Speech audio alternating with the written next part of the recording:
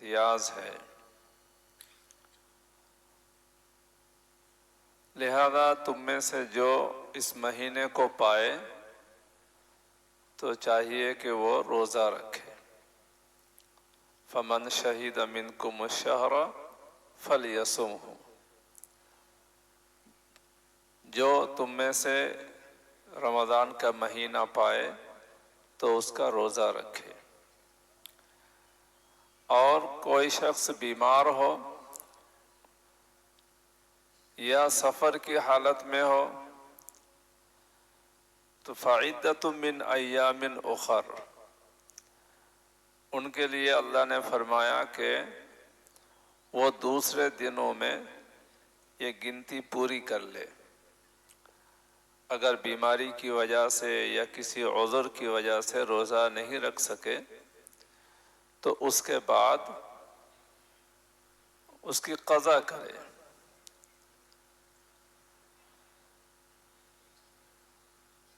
اللہ تعالیٰ تمہارے ساتھ آسانی کا ارادہ کرتے ہیں، تنگی اور تمہیں مشقت میں ڈالنا اللہ نہیں چاہتا،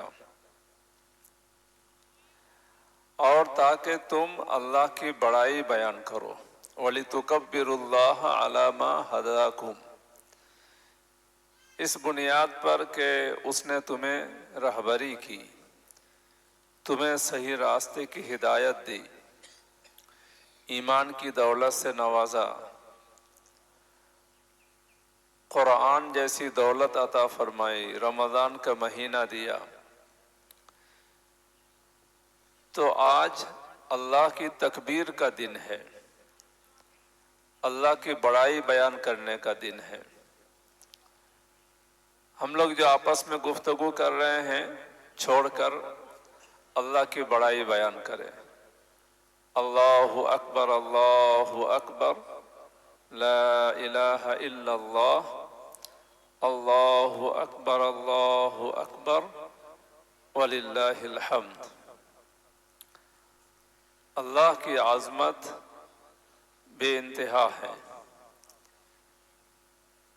اگر ساری دنیا پوری زندگی اللہ کے کلمات کو بولیں اور لکھیں تب بھی وہ کلمات ختم نہیں ہوں گے۔ اللہ سبحانہ و تعالیٰ نے اپنی کتاب کے اندر خود اپنا تعارف کرایا ہے، اپنی عظمت بیان کی ہے، اور جگہ جگہ اس کے تقوی کا حکم دیا ہے۔ اللہ کا ارشاد ہے، یا ایھا الناس اتقوا، یا ایھا الذین آمنوا اتقوا، یا ایھا الذین آمنوا اتقوا اللہ، اے وہ لوگ جو ایمان لائے ہو اللہ سے ڈرو۔ وَلْتَنظُرْ نَفْسٌ مَّا قَدَّمَتْ لِغَدٍ، اور ہر آدمی سوچے کہ کل کے لیے اس نے کیا آگے بھیجا ہے۔ وَاتَّقُوا اللَّهَ، اور پھر اللہ سے ڈرو، اللہ کے حکموں کی تعمیل کرو، اس کی نافرمانیوں سے بچو۔ اللہ تعالیٰ تمہارے تمام کاموں سے باخبر ہے۔ وَلَا تَكُونُوا كَالَّذِينَ نَسُوا اللَّهَ فَأَنسَاهُمْ أَنفُسَهُمْ، اور تم ان لوگوں کی طرح نہ بنو جنہوں نے اللہ کو بھلا دیا، تو اللہ نے بھی ان کو بھلا دیا۔ اگر ہم نے اللہ کو بھلایا ہے تو اللہ تعالیٰ بھی ہمیں نظر انداز کر دیں گے۔ اللہ کے یہاں دونوں برابر نہیں ہیں، جنت والے اور جہنم والے، جنہوں نے اپنی زندگی کا نصب العین اللہ کی رضامندی کو بنایا، اللہ کو پانا، اللہ کی عظمت اور قدرت کو دریافت کرنا، اور اس کے ذریعے سے اپنے اندر کی صفائی اور اپنا تزکیہ اس کو مقصد بنایا جو جنت کا راستہ ہے، اور دوسری طرف وہ لوگ جنہوں نے دنیا کی زندگی کو ترجیح دیا، دنیا ہی کو آگے بڑھایا اور اپنے لیے جہنم کا راستہ ہموار کر لیا، یہ دونوں برابر نہیں ہیں۔ اللہ نے فرمایا لا یستوی اصحاب النار و اصحاب الجنہ، اصحاب الجنت هم الفائزون، جنت والے ہی کامیاب ہیں۔ جنت کو پانے کے لیے کیا کرنا ہے؟ اللہ نے فرمایا کہ لو انزلنا هذا القرآن على جبل لرأيته خاشعا متصدعا من خشية اللہ، کہ اگر ہم اس قرآن کو اتارتے پہاڑ کے اوپر تو تم ضرور دیکھتے کہ وہ چورا چورا ہو گیا، پھٹ گیا، اللہ کی خشیت کی وجہ سے، اللہ کے ڈر اور خوف کی وجہ سے۔ وَتِلْكَ الْأَمْثَالُ نَضْرِبُهَا لِلنَّاسِ لَعَلَّهُمْ يَتَفَكَّرُونَ، اور یہ مثالیں ہم لوگوں کے لیے بیان کرتے ہیں تاکہ وہ سوچیں، غور کریں۔ یعنی اگر پہاڑوں کے اندر بھی وہ ذمہ داری کا احساس آ جائے، جس احساس اور شعور کو اللہ نے انسانوں کے اندر پیدا کیا، اور پھر ان کے اوپر پہاڑ کے اوپر اس قرآن کو اللہ تعالیٰ اتارتے جس طرح اللہ نے انسانوں کے اوپر اتارا ہے، اور انسانوں کے تعلق سے اللہ نے اپنی تعلیمات دی ہے، جو نصیحتیں دی ہیں، حلال و حرام دیے ہیں، کچھ کرنے اور کچھ نہ کرنے کی باتیں بتائی، تو یہ تکلیفات اگر پہاڑوں کے اوپر نازل کی جاتی تو ان کے اندر بھی اللہ کا خوف اور اللہ کی خشیت اتنی ہے کہ وہ سب پھٹ جاتے، چورا چورا ہو جاتے۔ مگر یہ انسان کتنا سنگ دل ہے کہ اس کے اوپر قرآن اتارا گیا اور ہم لوگ پڑھتے رہتے ہیں۔ ماشاءاللہ پورا رمضان ہم نے قرآن پڑھا، تراویح کے اندر بھی، تراویح سے باہر بھی، لیکن ہم کیوں نہیں پھٹے؟ ہماری آنکھوں سے آنسو کیوں نہیں آئے؟ اس لیے کہ اللہ کی خشیت نہیں ہے۔ اللہ کا خوف اور خشیت کو چھوڑ کر ہم پڑھتے ہیں۔ اللہ کی خشیت اور خوف کب آئے گا؟ جب ہم اللہ کو سمجھیں گے کہ اللہ کون ہے، کتنی بڑی قدرت کا مالک ہے، اللہ تعالیٰ کتنی عظمت والے ہیں، اللہ کتنے بڑے ہیں۔ هو اللہ الذی لا الہ الا ہو، وہی اللہ ہے جس کے علاوہ کوئی معبود نہیں ہے، عبادت کے لائق وہی ہیں، پرستش، عبادت جس کے سامنے انسان جھکے، جس کو انسان اپنا مرکز توجہ بنائے، اسی کے لیے اٹھنا ہو اور بیٹھنا ہو، اسی کے لیے زندگی بھی ہو اور موت بھی ہو، وہ ذات صرف اللہ تعالیٰ کی ذات ہے جو غیب و شہادت کا جاننے والا ہے۔ عالم الغیب والشہادہ هو الرحمن الرحیم، وہ بے حد مہربان ہیں، نہایت رحم والا ہے۔ هو اللہ الذی لا الہ الا ہو، وہی اللہ جس کے علاوہ کوئی معبود نہیں ہے۔ الملک القدوس، وہ بادشاہ ہیں، پاک ہیں۔ السلام المؤمن، سراپا وہ سلامتی ہیں۔ ساری دنیا کے اندر امن اور سلامت اسی کی طرف سے آتی ہے، وہی امن دینے والا ہے۔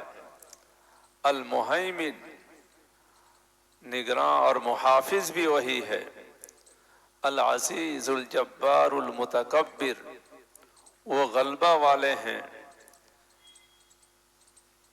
لوگوں کے نقصانات کی تلافی بھی وہی کرتے ہیں۔ عظمت اور بڑائی کے مالک بھی وہی ہیں۔ سبحان اللہ عما یشرکون، اللہ پاک ہیں ان تمام چیزوں سے جن کو لوگ شریک ٹھہراتے ہیں۔ اللہ سبحانہ و تعالیٰ نے اپنا تعارف کرایا اپنی کتاب کے اندر۔ جب ہم اس تعارف کو غور سے پڑھیں گے تو ہمارے اندر اللہ کی پہچان آئے گی، اللہ کی معرفت آئے گی، اللہ کی خشیت آئے گی۔ پھر جب ہم اس کی کتاب پڑھیں گے، اس کے کلام کی تلاوت کریں گے، تو پھر ہمارے اندر بھی وہ کپ کپی طاری ہوگی جس کے بارے میں اللہ نے فرمایا کہ اگر ہم پہاڑ کے اوپر اس کو اتارتے تو تم دیکھتے کہ وہ پھٹ گیا، چورا چورا ہو گیا۔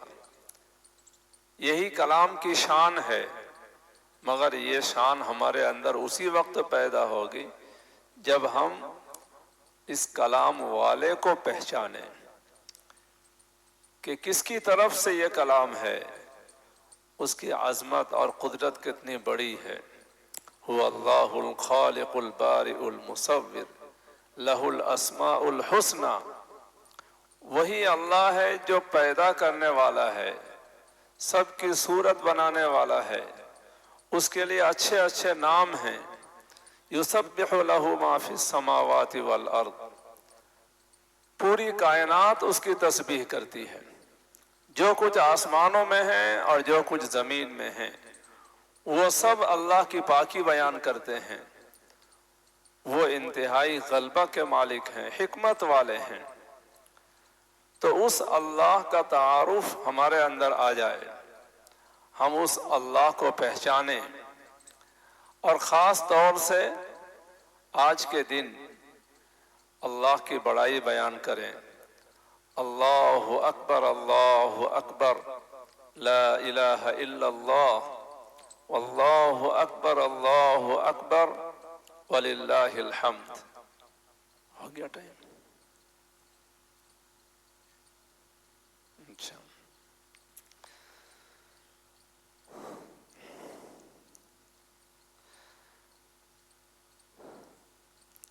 اللہ کی عظمت، جیسے راستے چلتے ہوئے ہم لوگ آ رہے ہیں تو چلتے ہوئے بھی اللہ کی تکبیر، اللہ کی بڑائی بیان کرتے ہوئے آئیں کہ اللہ سب سے بڑے ہیں، اللہ سب سے بڑے ہیں، اللہ کے علاوہ کوئی معبود نہیں ہے، اللہ سب سے بڑے ہیں، اللہ سب سے بڑے ہیں۔ اسی کی حمد ہے، اس ساری خوبیاں وہی اسی کے لیے ہیں، وہی تمام خوبیوں کے مالک ہیں۔ اللہ کی عظمت بیان کرتے ہوئے آئیں، اور جو ساتھی ابھی کھڑے ہیں وہ صفوں پہ بیٹھ جائیں، اور 5 منٹ باقی ہیں نماز کے اندر۔ اللہ کی طرف دھیان رہے، اپنی توجہ کو، اپنے دھیان کو اللہ کی طرف کرنے کے لیے پہلے سے اللہ کا ذکر کرنا ضروری ہے۔ اللہ کا دھیان، اللہ کا ذکر بہت بڑی عبادت ہے۔ وَلَذِكْرُ اللَّهِ أَكْبَرُ، اللہ کا ذکر بہت بڑی چیز ہے۔ عید کی نماز کے اندر 6 تکبیریں زائد ہیں، عام نمازوں سے تھوڑی مختلف ہیں، تو ذہن کے اندر رہیں۔ نماز اس میں پہلے ہوتی ہے، خطبہ بعد میں ہوتا ہے۔ جمعہ کے اندر خطبہ پہلے ہوتا ہے، نماز بعد میں ہوتی ہے۔ اس میں نماز پہلے ہوگی، شروع میں تکبیر تحریمہ کہی جائے گی، اللہ اکبر، جو فرض ہے نماز کے اندر داخل ہونے کے لیے، یہ دروازہ ہے۔ صرف ہم لوگ ہاتھ اٹھانے پر اکتفا کرتے ہیں، تو یہ تکبیر تحریمہ نہیں ہے۔ ہاتھ اٹھانا یہ سنت ہے، کرنا چاہیے، لیکن زبان سے اللہ اکبر کہنا ضروری ہے۔ بہت سے ہمارے ساتھی زبان بند رکھتے ہیں اور ہاتھ اٹھا کے باندھ لیتے ہیں۔ زبان سے اللہ اکبر کہنا ضروری ہے، یہ تکبیر تحریمہ ہے، فرض ہے۔ اس کے بعد اس نماز کے اندر 3 تکبیر زائد کہی جائے گی قرات سے پہلے، اور ہر تکبیر پہ ہاتھ اٹھا کر چھوڑ دیں گے، تیسری تکبیر پہ ہاتھ باندھ لیں گے، یعنی اللہ اکبر کہہ کر ہاتھ اٹھا کے چھوڑ دیں گے، پھر اللہ اکبر کہہ کے ہاتھ اٹھا کے چھوڑ دیں گے، اور پھر تیسری مرتبہ اللہ اکبر کہہ کے ہاتھ باندھ لیں گے۔ شروع میں جو تکبیر تحریمہ بولی تھی، تو اس کے اندر تکبیر تحریمہ کہنے کے بعد ہاتھ باندھنا ہے، ہاتھ اٹھا کر باندھ لینا ہے، پھر دعائے ثنا ہے۔ اس کے بعد جو 3 تکبیریں ہیں یہ زائد ہیں، جو واجب ہے اس نماز کے اندر۔ پھر قرات ہوگی، یعنی سورہ فاتحہ پڑھی جائے گی، کوئی سورت ملائی جائے گی، پھر رکوع ہوگا، سجدہ ہوگا۔ پہلی رکعت پوری ہونے کے بعد پھر دوسری رکعت شروع کریں گے، تو دوسری رکعت کے اندر پہلے قرات پڑھی جائے گی، یعنی سورہ فاتحہ اور سورہ۔ پھر رکوع میں جانے سے پہلے 3 تکبیریں ہیں جو زائد ہیں، ان 3 تکبیروں کے اندر بھی ہاتھ اٹھائیں گے اور پھر چھوڑ دیں گے۔ دوسری تکبیر میں بھی ہاتھ اٹھا کر چھوڑ دیں گے، تیسری تکبیر کے اندر بھی ہاتھ اٹھا کر چھوڑ دیں گے، چوتھی تکبیر کے اندر رکوع جائیں گے۔ چوتھی تکبیر جو ہوگی دوسری رکعت میں، وہ رکوع کی ہوگی۔ اس طریقے سے نماز انشاءاللہ پوری کریں گے، اور سلام پھیرنے کے بعد دعا کر لیں گے۔ اس کے بعد سب ہنگامہ نہ کریں، نہ اٹھیں، بلکہ اطمینان سے بیٹھیں، خطبہ سنیں، اور پھر اپنے اپنے گھروں پہ جائیں۔ اس دن صدقۃ الفطر ادا کرنا واجب ہے۔ رمضان میں جنہوں نے ادا کر دیا الحمدللہ، جنہوں نے نہیں کیا تو بہت جلد ادا کر دیں، یہ ضروری ہے۔ اللہ تبارک تعالی ہمیں عمل کی توفیق عطا فرمائے۔